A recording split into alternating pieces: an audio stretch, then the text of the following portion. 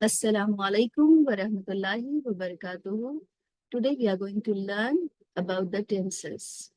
Tenses के बारे में आज इंशाल्लाह हम पढ़ते हैं। जैसे कि हम जानते हैं कि टेंसेस इंग्लिश ग्रामर का या किसी भी ग्रामर का सबसे अहम टॉपिक होता है। अब हम देखते हैं कि उसमें अहम क्या चीज है, क्या इम्पोर्टेंस है। अगर हम टेंसेस को जान लेते हैं तो कहीं ना कहीं हम ग्रामर की बैकबोन को समझ लेते हैं। अल्हम्दुलिल्लाह।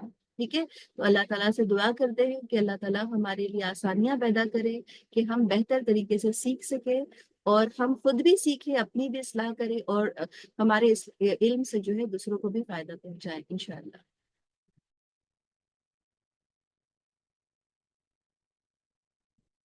What is tense? Any of the forms of a verb that may be used to indicate the time of the action or state or possession is known as tense. अब अगर हम tense के बारे में हम देखते हैं कि जैसे कि आपने बताया पास्ट टेंस है, प्रेजेंट टेंस है या फ्यूचर टेंस है। इसका मतलब वो हमें टाइम के बारे में बताता है कि कौन सा एक्शन किस वक्त में हुआ है।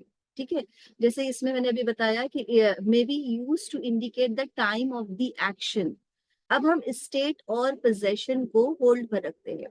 ठीक है, पहले हम देखते हैं कि एक्शन, कोई भी एक्शन अगर होता है तो वो कैसे होता है, मतलब कब होता है। वो कभी यस्टरडे में हुआ है या टुडे में हुआ है, whether it is going to happen tomorrow. तो उसका स्पेसिफिक टाइम जो होता है वो एक्शन को एग्जिबिट करता है, रिवील करता है। ठीक है, अब हम देखते हैं आगे प्रेजेंट टेंस, पास्ट टेंस और फ्यूचर टेंस। अब प्रेजेंट टेंस जो नाउ में है, जो अभी है, पास्ट टेंस जो गुजर चुका है और एक फ्यूचर टेंस जो आने वाला है। ठीक है, अब इसके बाद हम देखते हैं सबसे पहले तो कि प्रेजेंट टेंस क्या होता है। अब प्रेजेंट टेंस जो अभी जो करंट हम जो इसके बारे में बात कर रहे हैं, जो प्रेजेंट के बारे में बात कर रहे हैं, उसे हम प्रेजेंट कहते हैं। जो अभी चल रहा है, हाल की जो बात हो रही है। देखिए, हर टेंस में चार सब उसके टाइप्स हैं। अब जैसे कि प्रेजेंट टेंस में है, सिंपल है, कंटिन्यूअस है, perfect continuous.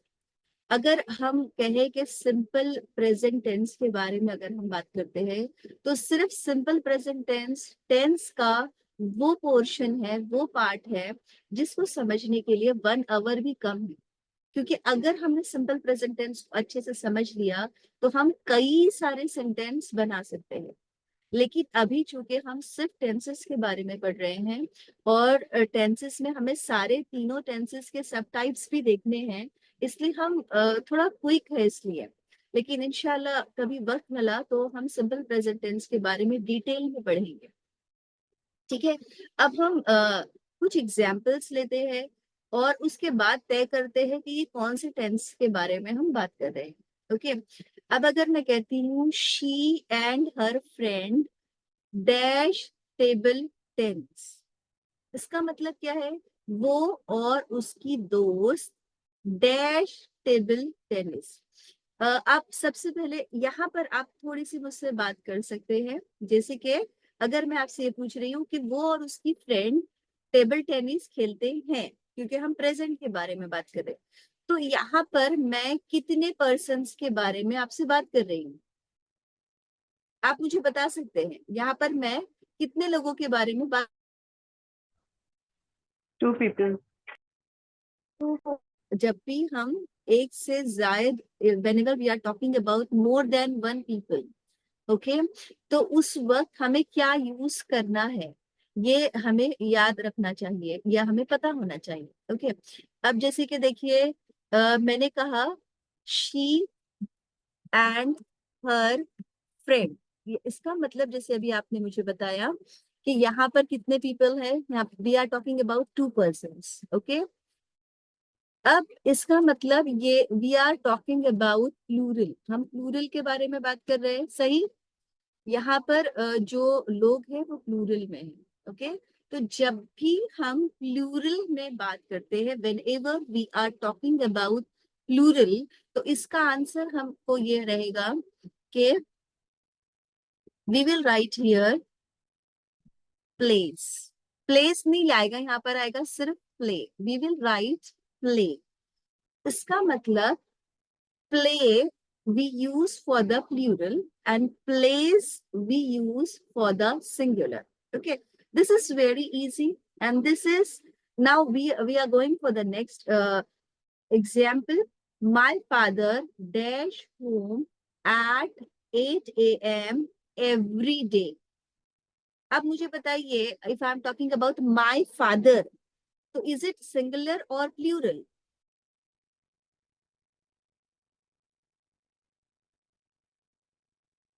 Is it singular or plural? आप मुझे बता। Very good. ओके, अगर मैं आपसे कह रही हूँ कि माय फादर इज सिंगुलर, तो आप मुझे बताइए लीव्स आएगा या लीव आएगा? What will be the answer? पता लीव्स होगा कि लीव होगा?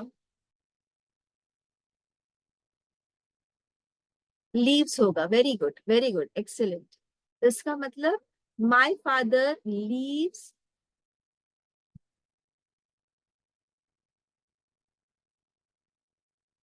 my father leaves home at 8 a.m. every day।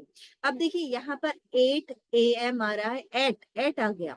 जब भी इसमें एडिशनल इंफॉर्मेशन है, जब भी किसी के साथ एट आता है, तो एट का मतलब होता है कि हम उसको लेकर बहुत स्पेसिफिक है। वो मतलब ना वो 8 बजे से पहले है ना वो 8 बजे के बाद है, वो एक्यूरेट 8 o'clock ही है। अगर मैं ये कहती हूँ कि the office will open by 10 p.m. या 10 a.m. सॉरी, अगर मैं आपसे कहती हूँ the office will open by 10 a.m., इसका मतलब वो 10 बजे तक खुलेगी, मतलब आगे पीछे हो सकता है time. But if I use at, मतलब आपको एकदम पंक्चुअलिटी है उसमें कि आपको 8, if I am talking about 8 a.m., तो मतलब वो 8 a.m. ही है।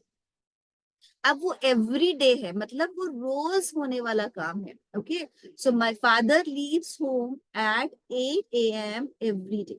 ओके, उसी तरह से नेक्स्ट है my sister dash want to sleep. Okay, अब यहाँ पर एक चीज जो जनरल सी है, जो छोटा सा है इंफॉर्मेशन, मैं आपको बताती हूँ उसमें।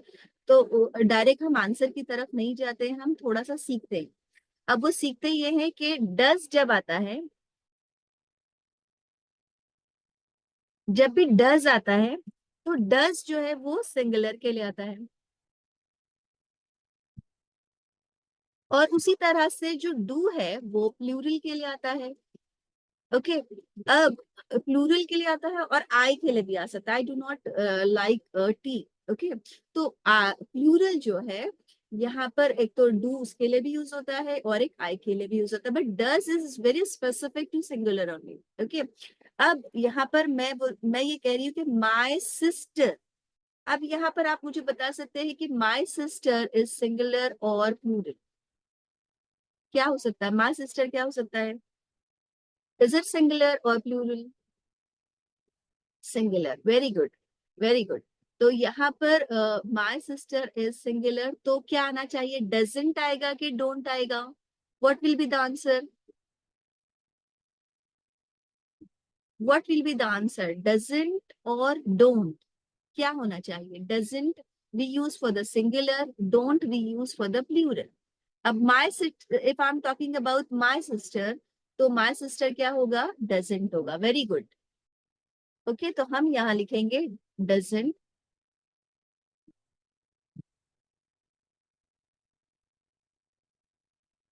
Okay, why dash they sometimes miss their train. अब यहाँ पर दे आ गया है। ओके, अगर हमारे पास में यहाँ पर दे आया हुआ है, तो आप मुझे बता सकते हैं कि हम दे के लिए क्या यूज करते हैं?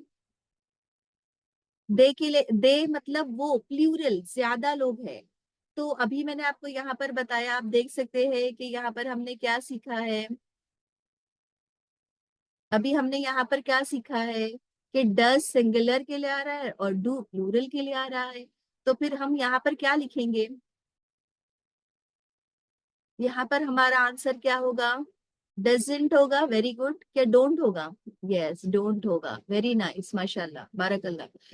तो ये यहाँ पर हम लिखेंगे डोंट। ओके, एक बार रिवाइज करते हैं।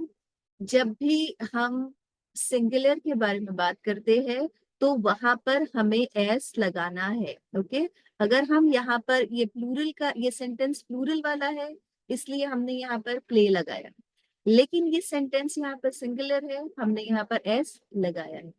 सिंगुलर के लिए एस ऐड होता है, और ऐसा जरूरी नहीं कि हमेशा एस ही ऐड होगा, कभी उसमें ईएस भी लग सकता है, कभी उसमें अगर वाई है कोई वर्ड में और आप उसको सिंगुलर करना चाह रहे हैं तो वो वाई हटकर आई ई एस भी हो जाएगा।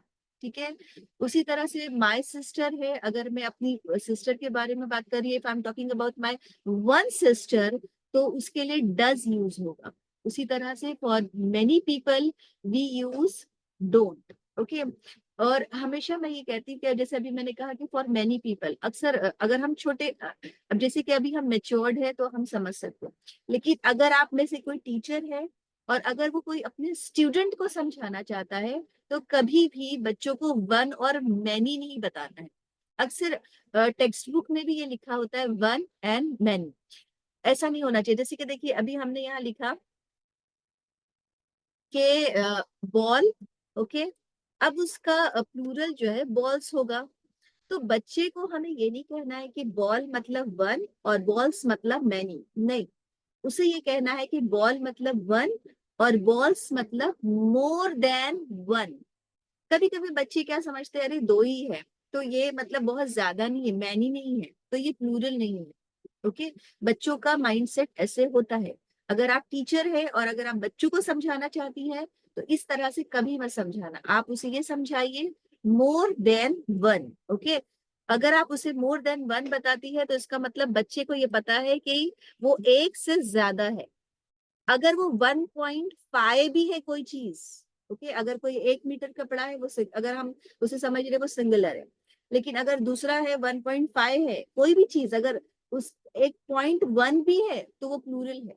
ओके, तो इसीलिए हमें ये बच्चे को बताना है कि one and more than one. ठीक है, तो यहाँ तक मैं समझती हूँ कि आपकी समझ में आ चुका होगा कि सिंपल प्रेजेंट टेंस एक ऐसा टेंस है जिसमें वर्ब का फर्स्ट फॉर्म यूज होता है। और जैसे कि ये सारी एक्सरसाइज से हमने ये समझा कि ये कौन सा टेंस है। ओके, ये सिंपल प्रेजेंट टेंस है जिसमें वर्ब का फर्स्ट फॉर्म यूज होता है, और हमेशा इसमें कभी भी कोई भी वर्ड जो होता है आपको कभी किसी की हॉबी बताएगा, कभी कुछ किसी की हैबिट बता सकता है, कुछ यूनिवर्सल फैक्ट है, कुछ साइंटिफिक फैक्ट है, तो वो सारी बहुत सारी चीजें हैं जो अभी इस वक्त के लिए मुनासिब नहीं है। इंशाल्लाह हम उसे फ्यूचर में उसको डिटेल में पढ़ेंगे। जैसे कि मैं बार बार आपसे कह रही हूँ कि सिंपल प्रेजेंट टेंस का सबसे ज्यादा इम्पोर्टेंट पार्ट है, सबसे ज्यादा इम्पोर्टेंट पार्ट है। अगर आपने इसे समझ लिया तो इसका मतलब आपने आधा टेंस को आसानी से समझ लिया। ठीक है, तो इंशाल्लाह हम इसे फ्यूचर में कभी करेंगे अल्लाह ने चाहा तो।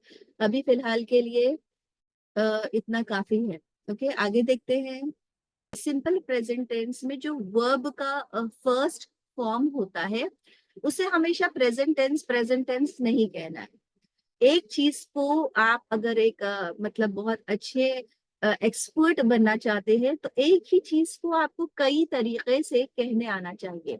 एक ही चीज को, एक ही पर्सपेक्टिव को हम कई वेज में कह सकते हैं। ठीक है, इसीलिए कहा जाता है कि लैंग्वेज को सीखने के लिए इंसान की पूरी जिंदगी भी कम है।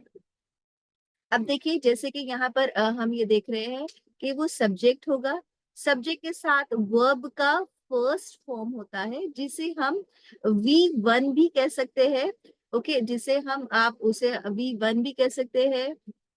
अक्सर मैं स्टूडेंट्स को समझाते वक्त I use this we one. Okay, तो इसमें यह होता है कि बच्चों को समझने में आसानी हो जाती है कि हाँ ये वी वन मतलब वर्ब का फर्स्ट फॉर्म है।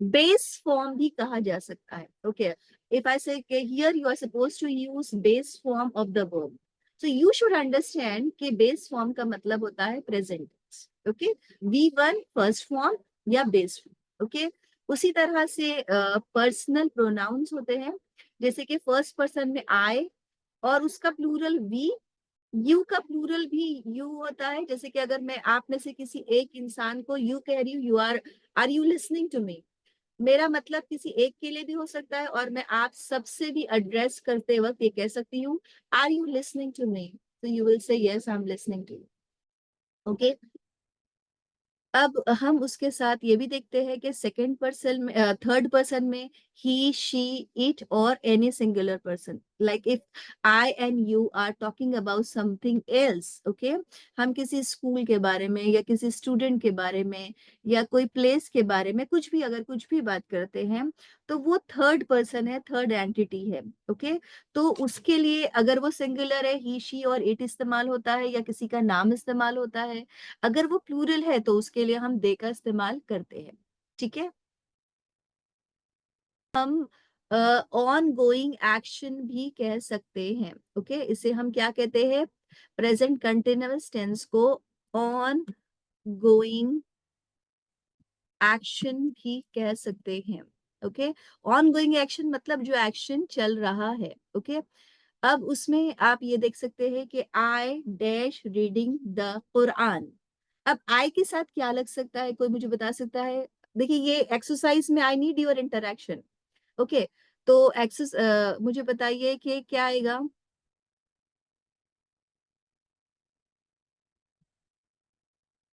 आई के साथ क्या आना चाहिए? एम, वेरी गुड, माशाल्लाह। ओके, तो हम यहाँ पर लिखेंगे I am reading the Quran. अच्छा, हम रिसाइटिंग भी कहते हैं, तो रिसाइट और रीड में क्या फर्क होता है? कोई मुझे बता सकता है कि रिसाइट और रीड में क्या फर्क हो सकता है? कुछ लोग कहते हैं कि अरे दोनों ही सेम होते हैं, बट दोनों सेम नहीं हो सकते ना। अगर रीड है और रिसाइट है तो कुछ तो डिफरेंस उसमें जरूर होगा।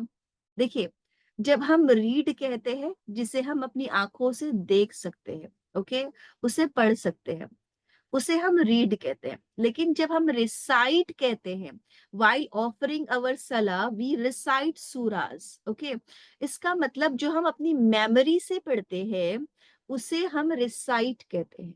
ठीक है, अब जैसे कि सबसे पहले हम जानते हैं सूर्य अलक जो है, सूर्य सॉरी इकरा जो है, सबसे पहला वर्ड है इकरा।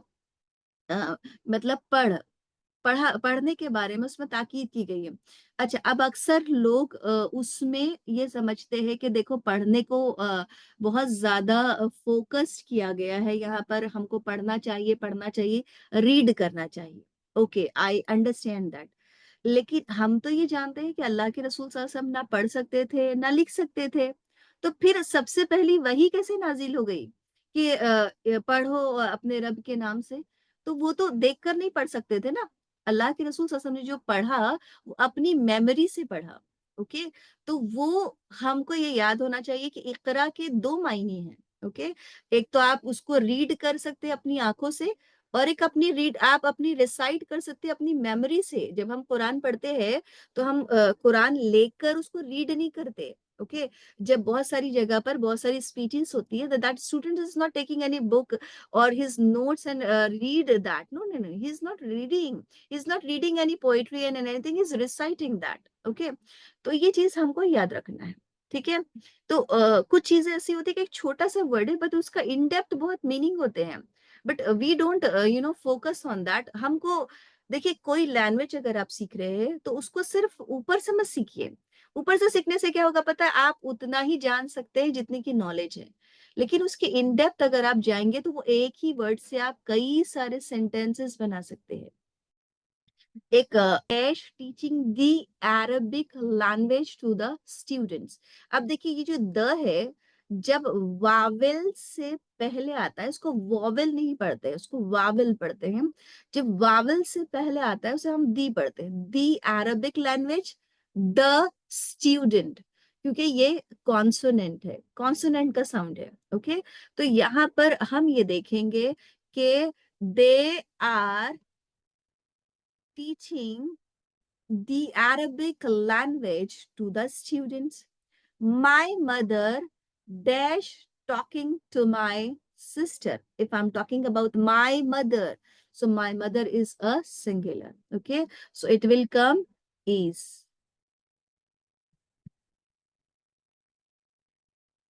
तो ये इसका मतलब है कि जो एक्शन कंटिन्यूअस है, ऑन गोइंग एक्शन है, अभी तक वो काम कंप्लीट नहीं हुआ है, उस वक्त हम प्रेजेंट कंटिन्यूअस टेंस का इस्तेमाल करते हैं। अच्छा, हम अभी एक अगर पता नहीं अब सबका ग्रामर का लेवल अलग-अलग है, लेकिन मैं आपको बता दूं कि जब वर्ब के साथ आईएनजी फॉर्म लगता है, जैसे कि यहाँ पर हम देख सकते हैं कि रीडिंग है, टीचिंग है, टॉकिंग है, ओके, अगर हम ये सब देख सकते हैं तो इसे हम थोड़ा सा एडवांस ग्रामर में हम उसे प्रेजेंट पार्टिसिपल भी कहते हैं, ओके। थोड़ा सा एडवांस इंग्लिश में हम उसे प्रेजेंट पार्टिसिपल भी कहते हैं। ये देखिए, आप में से हो सकता है कि हर कोई ना समझे, लेकिन मैं ये समझती हूँ कि कोई तो ऐसा होगा जिसको ये बेनिफिट दे इंशाल्लाह। तो ये याद रखना है कि हमेशा आईएनजी लगता है तो लोग ये कहते हैं हाँ ये तो प्रेजेंट कंटिन्यूअस टेंस है, लेकिन रीडिंग, टीचिंग, टॉकिंग, इसे हम प्रेजेंट पार्टिसिपल भी कहते हैं। अच्छा, अब ये यहाँ पर काम कर रहा है, रीडिंग पढ़ने का काम हो रहा है, टीचिंग पढ़ाने का काम, टॉकिंग बात करने वाला, ठीक है। तो यहाँ पर ये वर्ब को डिफाइन कर रहा है, वर्ब को रिप्रेजेंट कर रहा है। लेकिन अगर मैं ये कहती हूं कि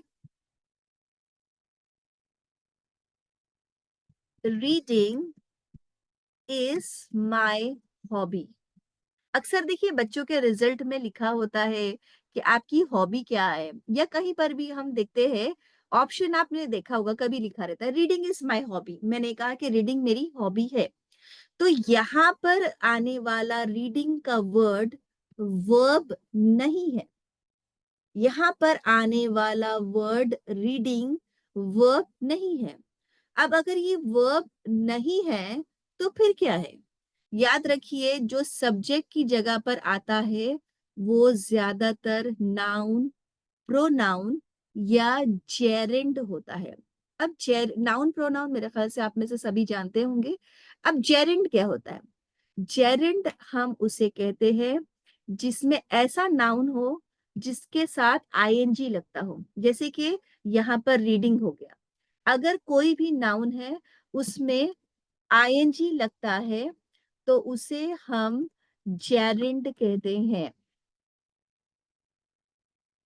ठीक है, उसे हम जेरेंड कहते हैं।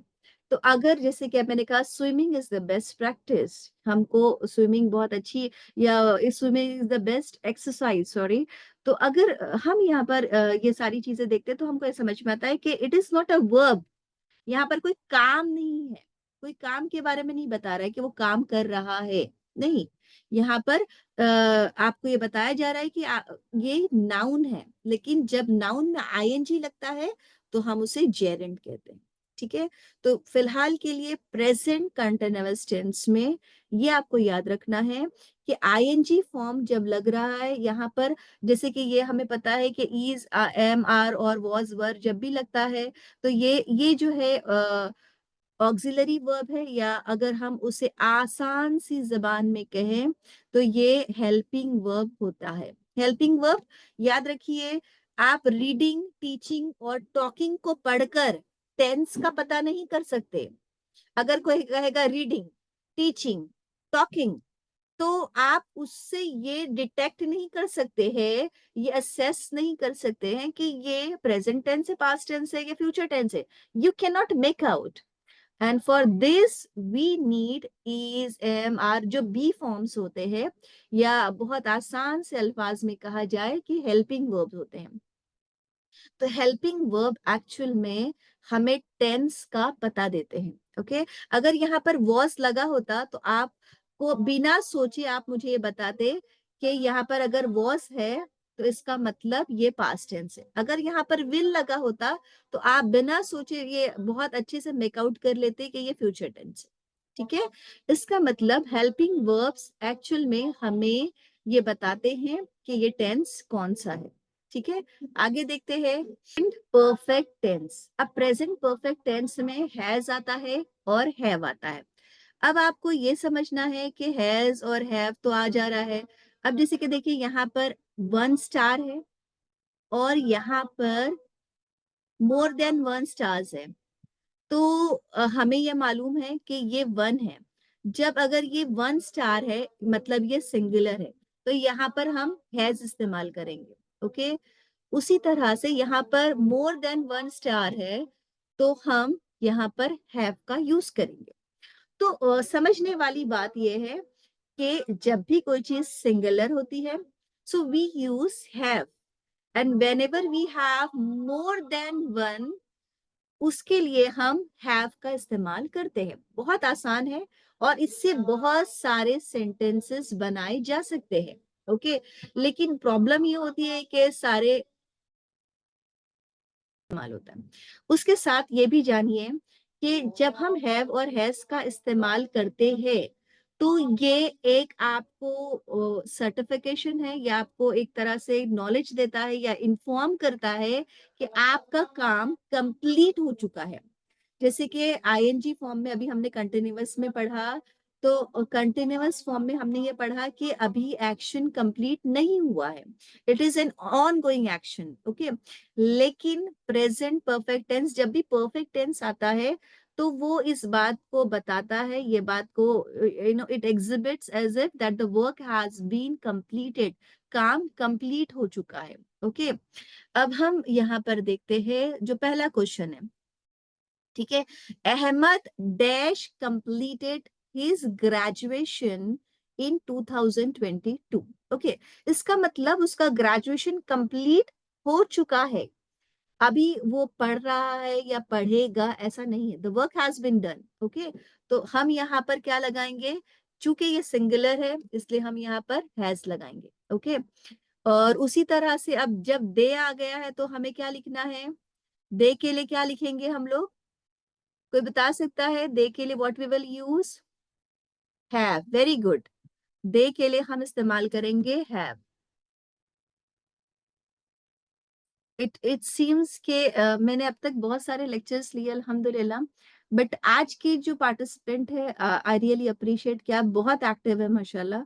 अबा इज अ सिंगल गर्ल, तो उसके लिए क्या यूज होगा, हैव होगा कि हैज होगा, हैज होगा। वेरी गुड, इसके लिए हमने हैज का इस्तेमाल किया अल्हम्दुलिल्लाह। अब यहाँ पर हम हैज तो इस्तेमाल कर लेते हैं, लेकिन जब में आ रहा है कमेंट में हैव आएगा, जज़ाकल्लाहु खैरन, तो इसमें हम लिखेंगे हैव। ओके, बिल्कुल हैव की स्टोरी डू की तरह है, जैसे डू और डस का इस्तेमाल होता है उसी तरह हैज और हैव का भी इस्तेमाल होता है। ठीक है, आगे बढ़ते हैं। अगर इसका स्क्रीनशॉट आपको लेना है तो आप ले सकते हैं। ठीक है, प्रेजेंट परफेक्ट कंटिन्यूअस टेंस।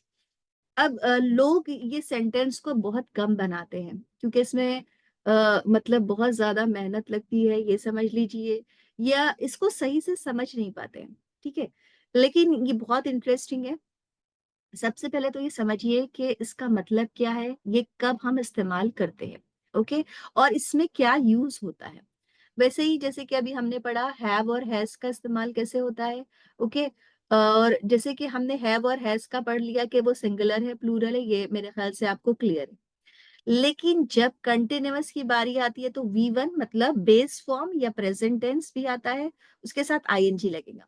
अब ये बीन जो है, याद रखना है कि प्रेजेंट परफेक्ट कंटिन्यूअस में आता है। ठीक है, अब यहाँ पर जो सेंटेंस है वो आप देख सकते हैं। She has been learning English for 6 months। अब इसका मतलब वो उसने कोई काम जो है शुरू किया था पास्ट में और वो अब तक उसे कर रही है। कोई काम जो पास्ट में शुरू हुआ है और वो प्रेजेंट में भी चल रहा है, उसे हम कहते हैं प्रेजेंट परफेक्ट कंटिन्यूअस टेंस। जैसे कि she has been learning English for 6 months, मतलब वो 6 महीनों से इंग्लिश सीख रही है। इसका मतलब ये काम अभी तक कंप्लीट नहीं हुआ है। The next is they have been living in Mumbai since 2010, मतलब 2010 से वो मुंबई में रह रही है। ठीक है, अगर हमको ये बात कहना है कि 2010 से वो मुंबई में रह रही है, तो उसे हम इस तरह से कहेंगे, I have been studying in New Drops for 5 years। New Drops एक स्कूल का नाम है। ओके, तो मैं जैसे कि कोई स्टूडेंट कहता है ना कि अरे आप क्या यहाँ पर कोई एम्प्लॉय भी किसी से कहता है क्या आप यहाँ पर नए हो, तो आप कहोगे नहीं मैं नई नहीं हूँ, मैं इस स्कूल में बहुत सालों से या 5 सालों से मैं इस स्कूल में काम कर रही हूँ। तो इस बात को हम प्रेजेंट परफेक्ट कंटिन्यूअस टेंस में कह सकते हैं। I have been teaching in this school for 10 years। मैं इस स्कूल में 10 सालों से पढ़ा रही हूँ। मतलब कोई एक्शन है जो पास्ट में शुरू हुआ था और वो प्रेजेंट में भी हो रहा है, उसे हम कहते हैं प्रेजेंट परफेक्ट कंटिन्यूअस टेंस। ठीक है, तो यहाँ पर हमारा प्रेजेंट टेंस कंप्लीट हो गया। Okay, now we are moving to past tense. Okay, past tense में भी 4 सब टाइप्स है, simple past tense, past continuous, past perfect, past perfect continuous. अब देखिए, इसमें V2 यूज होता है, जैसे कि हम देख सकते हैं। इसको थोड़ा सा समझ लेते हैं कि भाई ये है क्या। जैसे कि अगर मैं आपसे कहती हूँ टेक, तो टेक क्या है, V1 है। V1 मतलब, फिर से मैं एक बार रिवाइज कर रही हूँ, V1 का मतलब होता है बेस फॉर्म या present tense. Okay, if I say took, तो फिर हम कहते हैं V2, मतलब this is the second form of the verb, that means I am talking about simple past tense. Simple past tense हम उस वक्त इस्तेमाल करते हैं जब कोई काम अभी अभी खत्म हुआ है, या तो फिर हम अपनी किसी पास्ट हैबिट के बारे में बताते हैं। जैसे कि अगर कोई कहता है कि मैं बचपन में बहुत खेलता था, या बचपन में मुझे आइसक्रीम बहुत पसंद थी, तो I used to like ice creams in my childhood. Okay, तो जब हम अपनी किसी पास्ट हैबिट के बारे में बात करते हैं, या कोई ऐसा एक्शन जो खत्म हुआ है जस्ट अभी, उसको हम पास्ट टेंस में बताते हैं। ठीक है, अब उसी तरह से अभी जैसे हमने परफेक्ट टेंस में भी देखा था, I have given, I have taken, मतलब वो क्या है, V3 है। V3 का मतलब होता है पास्ट पार्टिसिपल, उसका मतलब होता है पास्ट पार्टिसिपल। ओके, ये याद रखिए कि पास्ट पार्टिसिपल होता है। ठीक है, तो अब अगर हमने ये समझ लिया है, तो अब हम देखते हैं कि शी स्टडीड मतलब वर्ब का second form, she slept, we ate, I worked, ये सारे वर्ब के सेकेंड फॉर्म है। ओके, अब हम देखते हैं कि इसमें यूज क्या किया गया है। She studied with his friends आएगा, यहाँ पर मिस्टेक क्या है, कोई बता सकता है क्या मिस्टेक है इसमें? यहाँ पर क्या आना चाहिए था, हिज की जगह क्या आना चाहिए, हर आएगा। ठीक है, यहाँ पर आएगा she studied with her friends. अब अगर इसका मतलब हम देखते हैं तो क्या होगा, she studied with her friends. Okay, तो एक चीज याद रखना है कि अगर ये शी है तो यहाँ पर ही नहीं आएगा, यहाँ पर हमें हर लगाना है। लेकिन अगर यहाँ पर हम ही लिखते हैं, तो फिर यहाँ पर अगर हम ही लिखते हैं तो फिर यहाँ पर ये हीज आ जाएगा। हाँ, तो ये कॉम्बिनेशन हमें पता होना चाहिए कि आपको कौन से वक्त में क्या यूज करना है। ओके, तो she studied with her friends, वो अपने फ्रेंड्स के साथ पढ़ाई की थी उसने। ठीक है, दिस स्लेप्ट अर्ली यस्टरडे, वो कल जल्दी सो गए थे। We ate together in restaurant, हमने साथ में खाना खाया। आई वर्क फॉर 4 hours, मैंने 4 घंटे काम किया। तो ये चीज याद रखिए, बहुत आसान है, इसमें मैं नहीं समझती हूँ कि ज्यादा टाइम देने की जरूरत है। सिर्फ वर्ब का सेकंड फॉर्म आपको आना चाहिए। देखिए, जो यहाँ पर मैं आपको जो ज्यादा एनकरेज करूंगी वो ये कि आप वर्ब्स को, उनके फॉर्म्स को और उनके मीनिंग्स को अगर आप याद कर लेते हैं, और क्या करना है पता है, जब आप याद करने बैठते हैं ना, जैसे कि मिसाल के तौर पर आपने याद किया गिव फर्स्ट फॉर्म है, गेव सेकंड फॉर्म है, गिवन जो है थर्ड फॉर्म है। अब इसको आपने लिखा, आप इससे रिलेटेड सेंटेंस को फ्रेम कीजिए। जब आप इसकी मीनिंग को लिखेंगे, इसके सेंटेंस को बनाएंगे, और इस तरह से अगर रोजाना एक वर्ड भी आप सीखते हैं तो 30 दिन में 30 नए वर्ड्स और आप उससे रिलेटेड कई सारे सेंटेंसेस सीख सकते हैं। और 30 क्या, आप सोचिए अगर आप गिव है, गेव है और गिवन है, इन तीनों पर अगर आपने 3 सेंटेंस बनाए तो फिर कितने सारे सेंटेंसेस हम सीख सकते हैं। तो हम हमारा प्रॉब्लम ये है कि हम सही से क्या सीखना है वो नहीं समझ पाते। तो हमें सबसे पहले तो वर्ब्स को, उसके फॉर्म्स को समझना है इंशाल्लाह। ठीक है, आगे बढ़ते हैं। पास्ट कंटिन्यूअस टेंस, इसमें कुछ ज्यादा इतना नहीं है, जैसे कि आपको पता होना चाहिए कि वॉज जो है वो सिंगुलर के लिए यूज होता है और इसे वर नहीं कहते, वेर नहीं कहते। इसका करेक्ट प्रोनाउंसिएशन है व, मतलब इसमें आर का साउंड नहीं है, it's were. They were listening to the Friday sermon। Okay, तो ये चीज हमको पता होना चाहिए कि इसका करेक्ट प्रोनाउंसिएशन क्या है। सिर्फ लेक्चर ऑन तौहीद, तौहीद पर I was giving a lecture, they were listening to the Friday sermon, he was playing in the garden. तो ये सारे ऑन गोइंग एक्शन है जो पास्ट में चल रहे थे। अब वो कंप्लीट हुए या नहीं हुए, वी आर नॉट अवेयर। हमारी नॉलेज में ये है कि वो पास्ट में काम हो रहा था, दैट्स इट। ठीक है, अब हम आगे देखते हैं परफेक्ट टेंस। अब देखिए पास्ट परफेक्ट टेंस बहुत आसान है क्योंकि इसमें आपको डिस्क्रिमिनेट कर नहीं करना। अब डिस्क्रिमिनेट करना मतलब आपको ये देखना ही नहीं कि सिंगुलर के लिए हैज यूज हो रहा है प्रेजेंट परफेक्ट टेंस में, और past tense for more than one we use have, ऐसा है ही नहीं। यहाँ पर, यहाँ पर हेड है और हेड इज फॉर एवरीवन। और अच्छा, ये V3 आया है, क्या मुझे आप में से कोई बता सकता है कि V3 का मतलब क्या होता है? क्या मुझे कोई बता सकता है कि V3 का मतलब, मैंने जस्ट अभी थोड़ी देर 2 मिनट पहले ही बताया कि V3 क्या होता है। कोई बता सकता है V3 का मतलब? हेड के साथ V3 आता है, इसका मतलब V3 मीन्स व्हाट? कोई बता सकता है V3 का मतलब क्या होता है?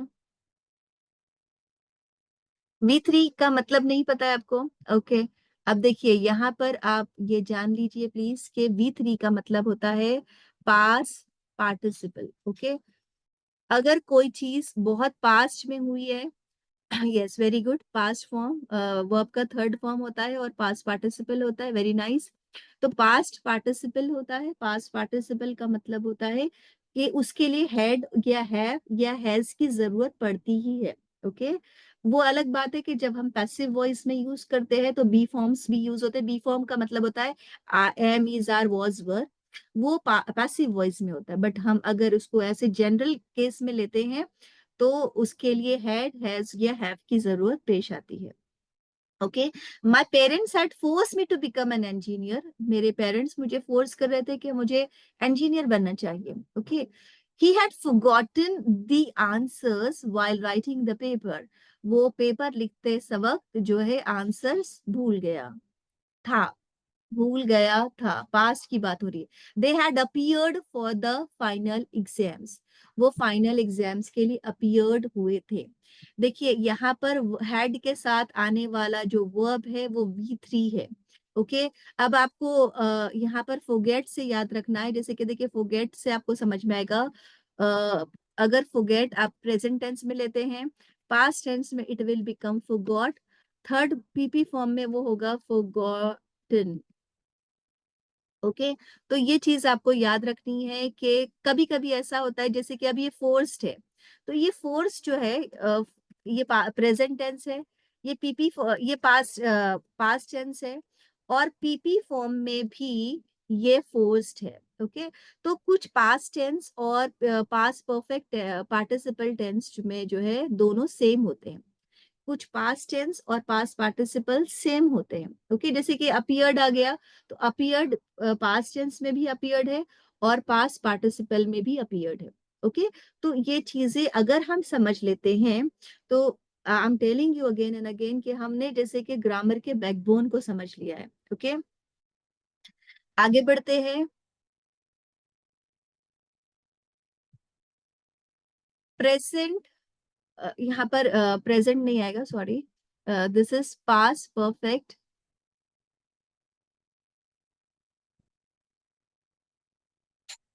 Okay, past perfect continuous tense. अब पास्ट परफेक्ट कंटिन्यूअस टेंस में भी वही होगा जो प्रेजेंट में हुआ था, लेकिन हम यहाँ पर यहाँ पर हम सिर्फ पास्ट की बात कर रहे हैं. हम ये नहीं बता रहे कि कोई चीज प्रेजेंट में भी चल रही है. ओके, हम उसको सिर्फ बता रहे हैं कि हाँ वो पास्ट में चल रही थी. जैसे कि I had been reading for 5 months. Okay, मैं 5 months तक रीडिंग करता रहा था. ठीक है, मैं 5 months तक रीडिंग करती रही थी. इस तरह से हम बताएंगे. I had been playing football since morning. मैं सुबह से फुटबॉल खेल रहा था. एक लॉन्ग ड्यूरेशन है, मतलब हमने पूरा दिन ले लिया. They had been working on a project for months. कई महीनों तक वो प्रोजेक्ट पर काम करते रहे थे. ओके, तो यहाँ पर past perfect continuous tense, present perfect continuous tense में हम एक लॉन्ग ड्यूरेशन को एक्सप्रेस करते हैं. हम एक लॉन्ग ड्यूरेशन के बारे में बात करते हैं. ठीक है, यहाँ पर हमारा पास्ट टेंस भी कंप्लीट हो गया. ठीक है, अब हम आगे देखते हैं कि अब हमारे पास फ्यूचर टेंस बचा है. फ्यूचर टेंस के लिए हम ये देखते हैं कि इसमें भी चार हैं सब types. There are 4 sub types of this: simple, continuous, perfect tense and perfect continuous tense.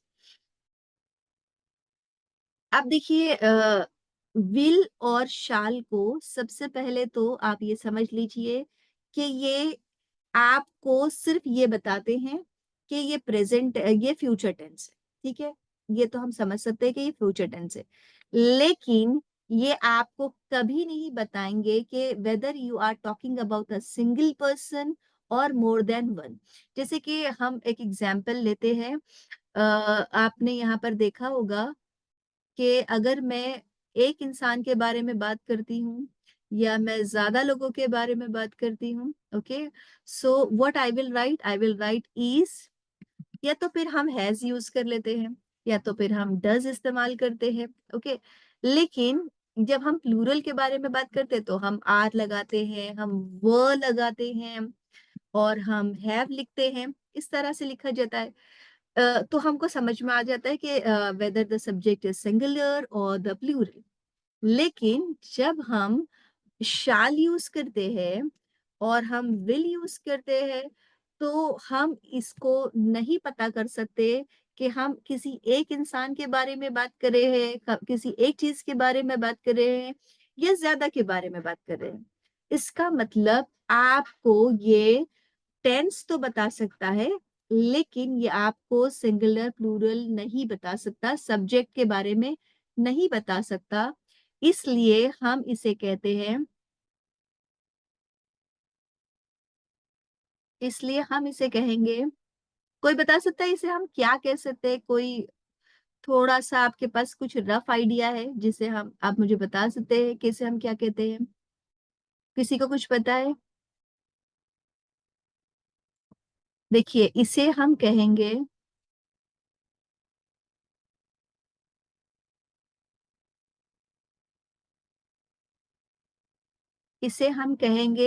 Model auxiliary verbs.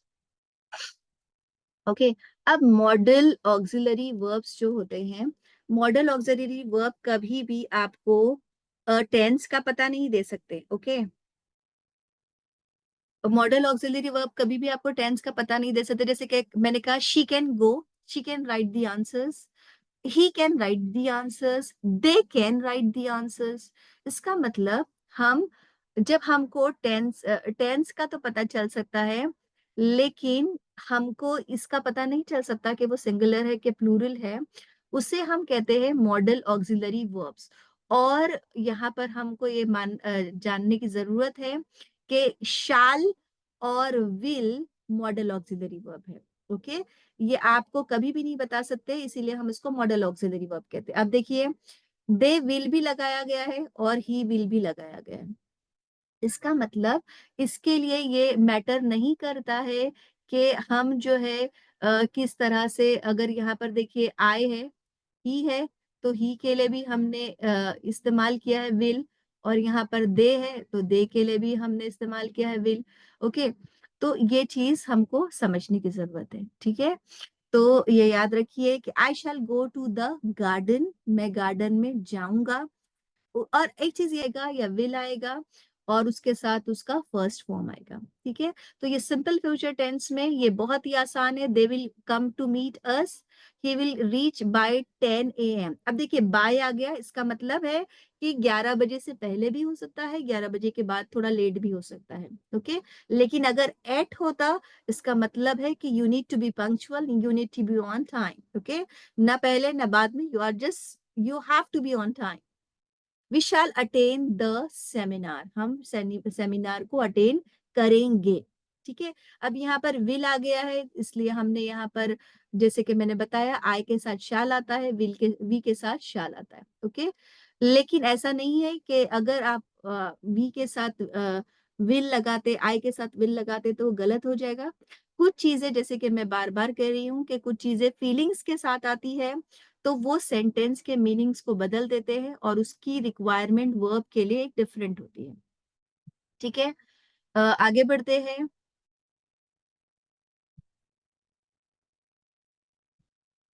Future continuous tense में क्या होता है? शैल बी, विल बी, और वर्ब का फर्स्ट फॉर्म एंड आईएनजी।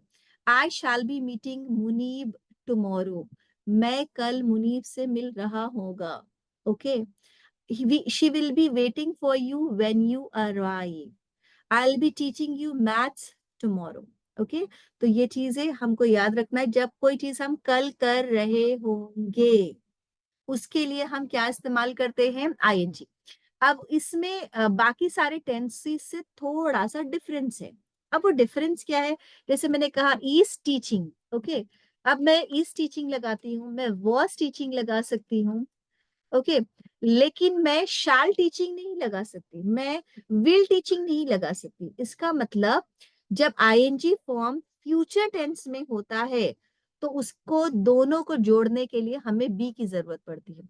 जैसे मैंने कहा विल बी टीचिंग, ओके, तो ये याद रखना है कि हर एक को एक ही हर सेंटेंस को एक ही तरह से कंसिडर नहीं करना है। ओके, ये हमें याद रखना है कि अगर ये कंटिन्यूअस टेंस है, तो कंटिन्यूअस टेंस में will be teaching, shall be going, इस तरह से आएगा। मतलब बी की इन दोनों के बीच में बहुत जरूरत है, इसके बगैर अगर आप लिखते हैं तो वो इनकरेक्ट सेंटेंस माना जाएगा, ठीक है। तो ये यहाँ तक मेरे ख्याल से आपको समझ में जरूर आ गया होगा इंशाल्लाह। We shall be moving. Future perfect tense, future perfect tense में क्या होता है? वैसे ही जैसे कि अभी हमने पढ़ा था, विल हैव। याद रखिए जो परफेक्ट है ना, परफेक्ट जब आ जाता है, तो परफेक्ट की जो रिक्वायरमेंट है हैज, हैव या हैड है, ठीक है। अब देखते, she will have studied hard during exams, मतलब वो अपने एग्जाम्स के वक्त में बहुत अच्छे से या बहुत हार्ड वर्क से पढ़ाई कर रही होगी। Okay, she will have written a letter, वो पढ़ रही वो जो है एक लेटर लिख चुकी होगी, या वो एग्जाम के वक्त में अच्छा पढ़ चुकी होगी, पढ़ने वाली होगी, इस तरह से, सॉरी, वो एग्जाम के वक्त में अच्छे से पढ़ने वाली होगी, वो एक लेटर लिखने वाली होगी, इस तरह से। मतलब the work which has not taken place but we have plan for the future, okay, the things which we have plan for the future, we use those things in future tense. He will have applied for the next job in London. He will have run for 2 kilometers. अब देखिए metre की spelling को please अच्छे से समझिए। मैं आज कितनी जगह पर देख रही थी, गूगल पर रॉन्ग स्पेलिंग मेंशन है। देखिए मीटर अगर ऐसा होता है तो जो इलेक्ट्रिसिटी के लिए जो हम मीटर लगाते हैं, जो ऑटो रिक्शा में बैठते हैं या टैक्सी में बैठते हैं, जो उसमें मीटर होता है वो ये मीटर है, ठीक है। लेकिन अगर हम मेट्रिक मेजर्स की बात करते हैं, तो उसके लिए ये मीटर क्या होता है, ये वाली स्पेलिंग होती है। Please remember this. बच्चे कंफ्यूज हो जाते हैं उसमें और गलत समझने लगते हैं, सो प्लीज अंडरस्टैंड कि हमें इसकी स्पेलिंग को लेकर पूरा मीनिंग चेंज हो जाता है, वो याद रखना है। He will have run for 2 kilometres. ठीक है, आगे देखते हैं। Future perfect tense, future perfect tense में क्या आता है? अगर हम देखते हैं फ्यूचर परफेक्ट टेंस में वही फ्यूचर परफेक्ट कंटिन्यूस, अब हम देखते हैं कि फ्यूचर परफेक्ट कंटिन्यूस टेंस में क्या है। वही अगेन आ जाता है, will shall plus been plus V1 plus ING। Okay, I will have been living at Mumbai for 5 years by the end of May. मतलब हम किसी से ये कह रहे हैं कि मैं मई तक जो है वहां पर मुंबई में 5 सालों के लिए रहने लगूंगा। Okay, Sarah will have been talking to her teacher for 2 hours। वो अपने टीचर से 2 घंटे तक बात करती रहेगी।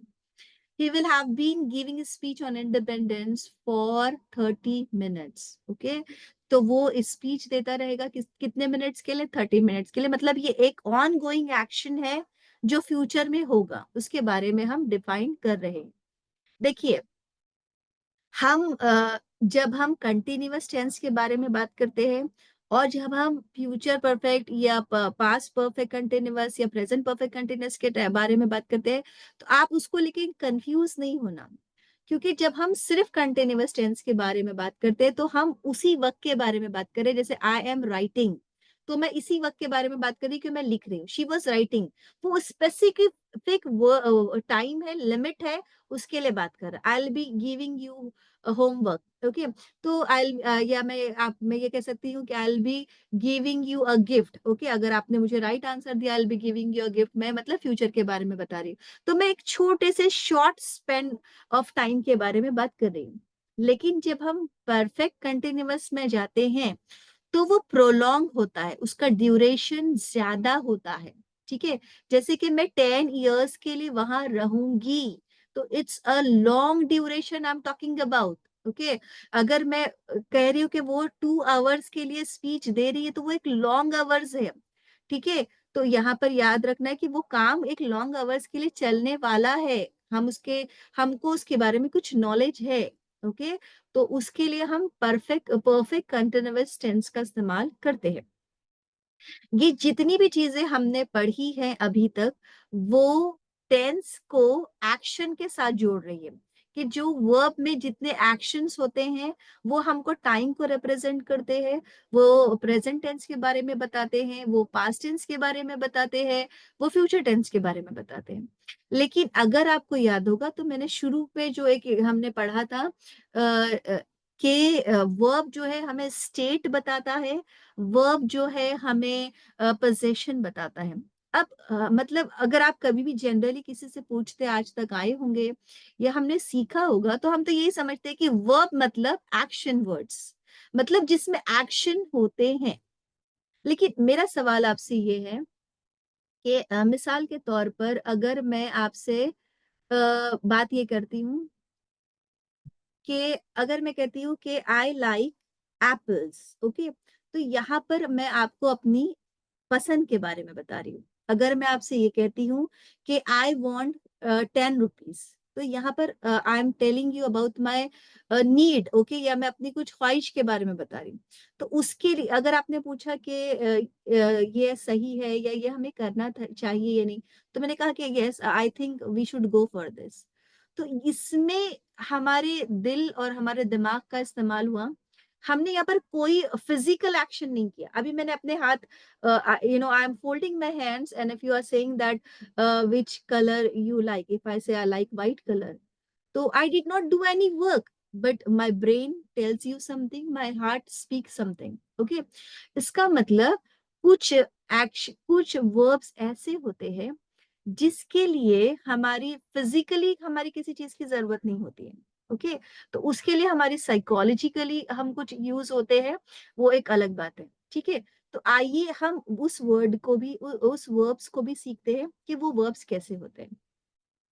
उसी तरह से अगर मैं ये कहती हूँ कि I have a car, okay, I have a car मतलब मेरे पास एक कार है, ओके, या he is good at mathematics, okay, ये दो एक अलग सेंटेंस है। लेकिन अगर जब मैं पहले कहती हूँ कि आई हैव अ कार, तो इसका मतलब ये है कि मैं कार की मालिक हूँ, तो मेरी वहां पर ओनरशिप बता रही हूँ मैं, आई am talking about my ownership, okay.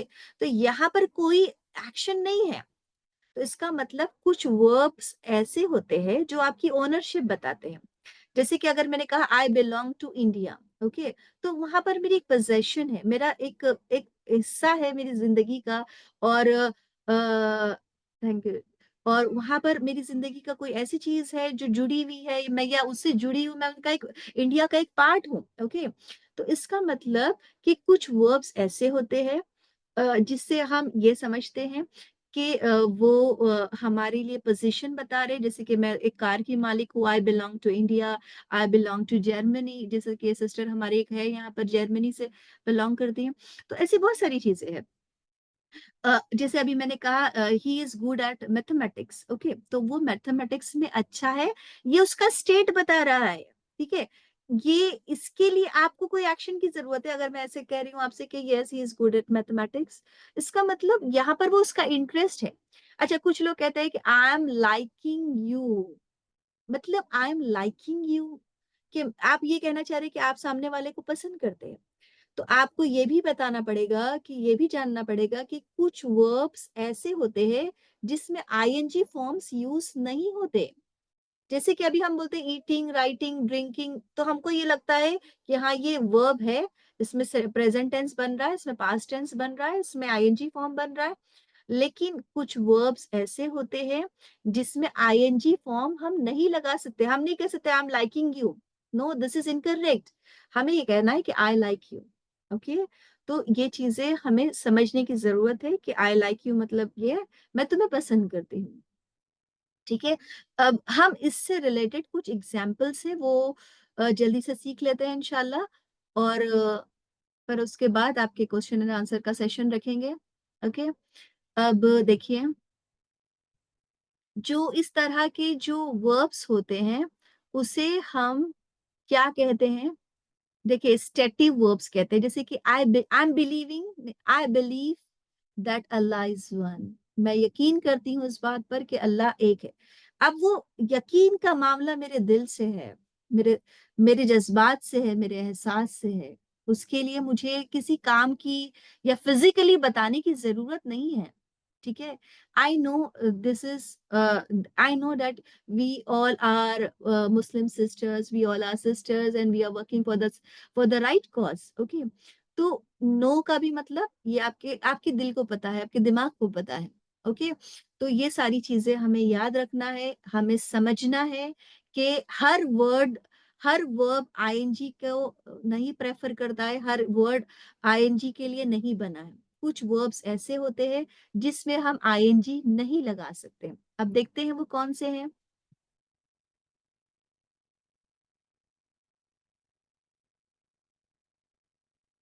Stative verbs, जैसे कि देखिए इसके कुछ एग्जाम्पल्स मैंने लिए हैं ताकि ऐसा ना हो कि सिर्फ आप वर्ड समझे, आप उसके सेंटेंस को भी समझे।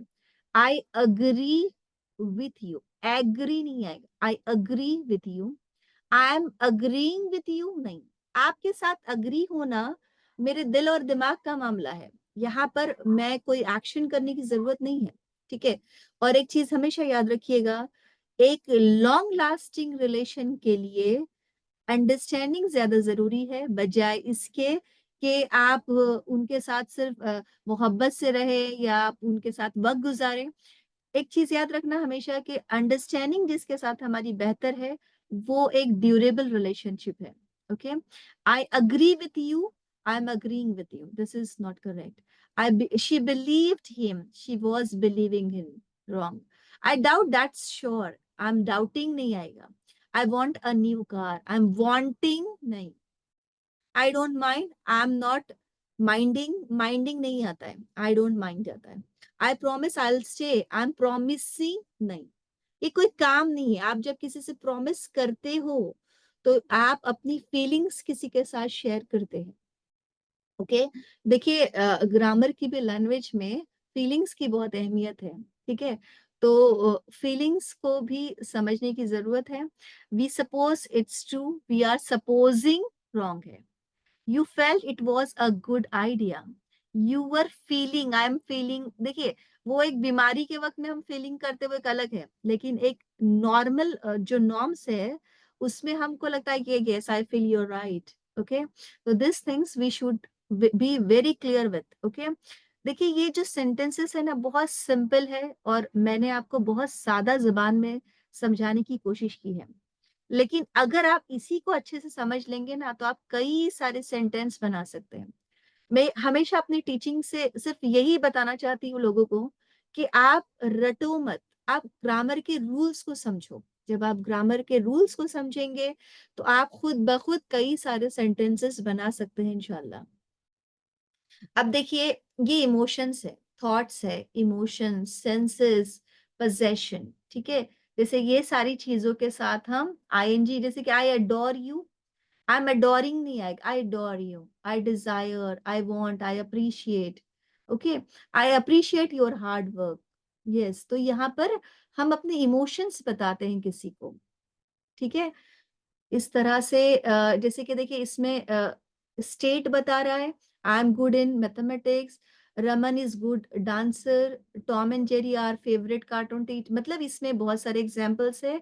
आपके साथ जब मैं शेयर करूंगी तो आप देख, स्टेटिव वर्ब मतलब आपको यहाँ पर इनकी स्टेट का पता चल रहा है, इनकी हालत का पता चल रहा है। They were not in the classroom yesterday, मतलब वो क्लासरूम में कल नहीं आए थे। तो यहाँ पर उन्होंने कोई काम नहीं किया है, आप सिर्फ एक इंफॉर्मेशन दे रहे हो, बस that's it. Okay, my house was near the beach, अब मेरा घर बीच के नजदीक है। तो ये कोई काम हुआ क्या? नहीं, ये आप उनकी हालत बता रहे कि वो कहाँ रहते हैं। ओके, तो ये सारी चीजें याद रखिए कि वर्ब का मतलब हमेशा एक्शन नहीं होता है। कुछ वर्ब्स एक्शन बताते हैं, कुछ वर्ब्स आपके स्टेट को बताते हैं, आपकी हालत के बारे में बताते हैं, कुछ वर्ब्स आपके ओनरशिप होने के बताते हैं कि आपका क्या, आपकी ओनरशिप है। आप जैसे आप, मैंने कहा I have a car, this and that, बहुत सारी चीजें भी उसमें आ जाती है।